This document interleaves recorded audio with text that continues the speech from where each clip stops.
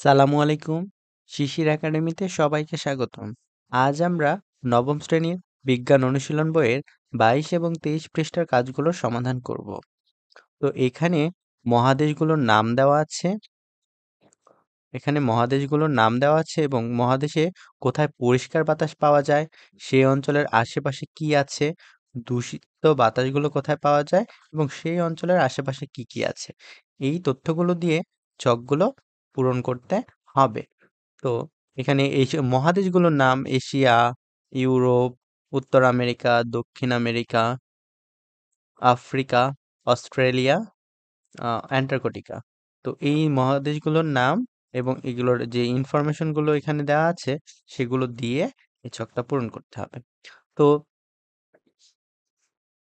এই যে বাতাস কোথায় ভালো কোথায় খারাপ, এটা আমরা একটা ওয়েবসাইটের মাধ্যমে খুব সহজেই জানতে পারি।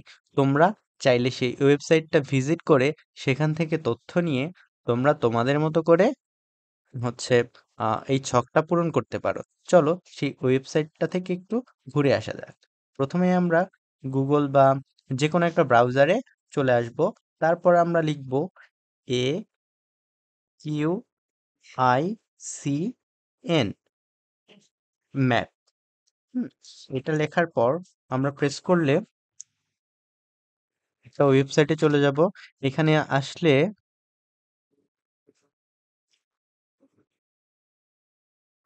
এখানে আসার পর দেখো আমরা কিন্তু পুরো পৃথিবীর বাতাসের অবস্থা কোন শহরে কিরকম অবস্থা সেটা আমরা দেখতে পাচ্ছি। নিচে এই কালার দিয়ে কিন্তু কোথায় ভালো কোথায় মডারেট কোথায় আনহেলদি, হুম, তারপরে ভেরি আনহেলদি হ্যাজার্ডাস সবগুলো উল্লেখ করা আছে। আমরা চাইলে এখান থেকে এশিয়া মহাদেশ যদি প্রেস করি, এখানে ওয়ার্ল্ডে চলে গেলাম। আমরা চাইলে এখানে আহ ইউরোপ মহাদেশটা চাইলে দেখে আসতে পারি।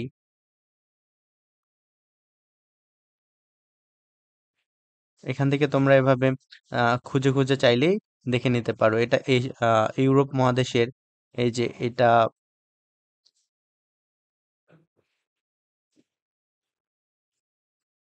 এশিয়া মহাদেশের, সাউথ আমেরিকা মহাদেশের, আফ্রিকা মহাদেশের। তোমরা চাইলে প্রতিটাই কিন্তু এখান থেকে এভাবে দেখে সেই জায়গাগুলোর নাম দিয়ে এবং সেই জায়গাগুলোর আশেপাশে কি আছে সেটা ইন্টারনেট থেকে দেখে তারপরে তোমরা এই ছকটা পূরণ করতে পারো। তো চলো আমি ছকটা পূরণ করে রেখেছি, সেটা দেখা যাক।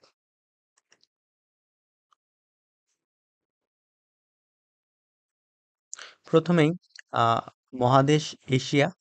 এশিয়া মহাদেশের পরিষ্কার বাতাস কোথায় আছে? উচ্চতার যেসব এলাকা, যেমন হিমালয় পর্বতমালা, তিব্বতের মালভূমি, সাইবেরিয়ার বনভূমি, বাংলাদেশ ও ভারতের সুন্দরবন, কক্সবাজার, এই জায়গাগুলোতে কিন্তু পরিষ্কার বাতাস আছে। সেই অঞ্চলের আশেপাশে কি আছে? আশেপাশে অনেক গাছপালা, নদী, সাগর, পাহাড়, সমুদ্র ইত্যাদি আছে। আর এই এশিয়া মহাদেশে দূষিত বাতাস কোথায় আছে? দূষিত বাতাস আছে বাংলাদেশের ঢাকা, ভারতের কলকাতা ও দিল্লি, চীনের সাংহাই শহরে। সেই অঞ্চলগুলোর আশেপাশে কি কি আছে?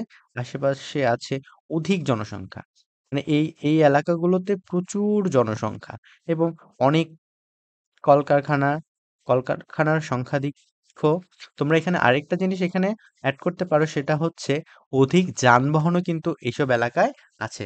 তার জন্য কিন্তু এসব এলাকার বাতাস দূষিত। পরে আমরা যদি ইউরোপ মহাদেশে যাই তাহলে দেখব স্টকহোম, এই লটা হবে না, হ্যাঁ, লটা কেটে দেবা। স্টকহোম, ওসলো, হেলসিঙ্কি, কোপেনহেগেন ইত্যাদি জায়গাগুলোতে কিন্তু পরিষ্কার বাতাস পাওয়া যায়। এখানে পরিষ্কার বাতাস পাওয়া যায়, এর আশেপাশে আছে অসংখ্য গাছপালা, নদ নদী এবং পাহাড়। আর অপরিষ্কার বাতাস বা দূষিত বাতাস পাওয়া যায় কোথায়?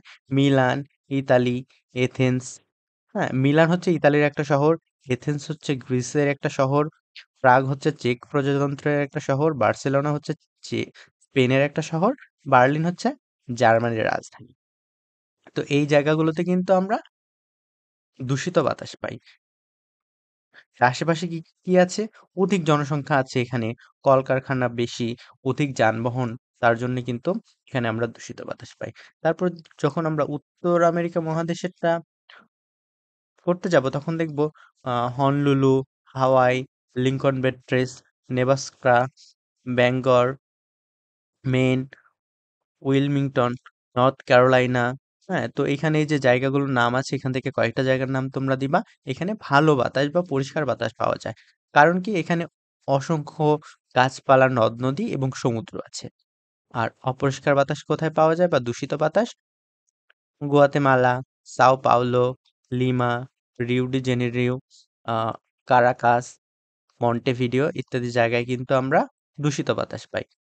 আর এর আশেপাশে আছে অধিক জনসংখ্যা, শিল্প কারখানা, অধিক যানবাহন। পরে আমরা দক্ষিণ আমেরিকাতে যদি আসি, তাহলে দেখব সুরিনাম, সুরিসিডান, ফকল্যান্ড দ্বীপপুঞ্জ ইত্যাদি জায়গায় কিন্তু পরিষ্কার বাতাস পাওয়া যায়। আর এর আশেপাশে আছে সমুদ্র, গাছপালা, নদী ইত্যাদি। আর অপরিষ্কার বা দূষিত বাতাস পাওয়া যায় Santa Gertrudes, Brazil, Lima, Peru, La Paz, Bolivia, কোয়াইহি কোয়াইহাক, চিলি, রানকাগুয়া, চিলি। এটা হচ্ছে চিলির এই দুইটা শহর। তারপর এখানে হচ্ছে কলকারখানা এবং অধিক যানবাহন আছে। আর এখানকার জনসংখ্যাও বেশি, এটাও চাইলে তোমরা অ্যাড করতে পারো। তারপরে আফ্রিকা মহাদেশের বেলায় কেনিয়া, কঙ্গো, মাউন্ট কিলিমিঞ্জারো ইত্যাদিতে পরিষ্কার বাতাস পাওয়া যায়। সেই অঞ্চলের আশেপাশে কি কি আছে? অনেক নদ নদী, কম ঘন বসতিপূর্ণ অঞ্চল, এখানে জনসংখ্যা কম। তারপর দূষিত বাতাস কোথায় পাওয়া যায়? কায়রো, ইজিপ্ট, অর্থাৎ মিশরের রাজধানী Cairo, hmm, Lagos, Nigeria, Nairobi, Kenya, Bamako, Mali ইত্যাদি জায়গাগুলোতে কিন্তু দূষিত বাতাস পাওয়া যায়। সেই অঞ্চলের আশেপাশে কি কি আছে? অধিক জনসংখ্যা, কলকারখানা, অধিক যানবাহন। অস্ট্রেলিয়ার ক্ষেত্রে কেপ গ্রিম, মেলবোর্ন, ক্যানবেরা ইত্যাদিতে পরিষ্কার বাতাস পাওয়া যায়। এর আশেপাশে আছে সমুদ্র, গাছপালা, নদী ও বন। আর অপরিষ্কার বা দূষিত বাতাস পাওয়া যায় আর্মিডিল, ওয়াগ্গা,